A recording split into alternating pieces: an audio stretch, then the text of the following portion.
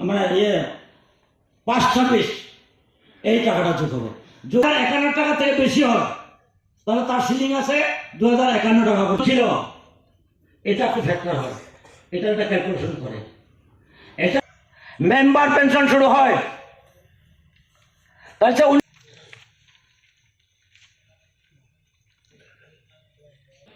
5,000 টাকা। এবার মার্চ এবার 450 বা 500 বেশি হয় না। তাহলে ওই যে অঙ্কটা যেটা দিলাম মানে ইংরেজিতে বলে পেনশনেবল স্যালারি, এটা কত? প্রেসিডেন্ট আমাদের পেনশনার অ্যাসোসিয়েশনের যে মিটিং, এটা প্রতি বছরেই প্রতি 1 বছর অন্তর আমাদের করতে হয় সাধারণ সভা, এবং এতে কৈলাসের নতুন কমিটি গঠন করতে হয়। এই কাজটা আজকে আমরা এখানে করব।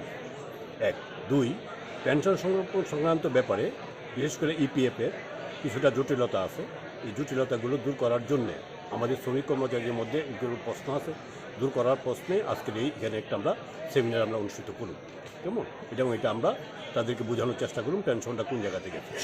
তৃতীয়ত বিষয়টা যেটা হয়েছে যে আমরা লক্ষ্য করতেছি রাজ্য সরকারের তরফ থেকে বা ত্রিপুরা জুট মিলের কর্তৃপক্ষ তারা 1996 সাল থেকে যে বেতনটা দেওয়ার কথা ছিল, মানে সুপ্রিম কোর্টের রায় অনুযায়ী, সেই রায়কে বলবৎ করার জন্য, কার্যকর করার জন্য তারা তেমন কোনো ভূমিকা নিতেছে না।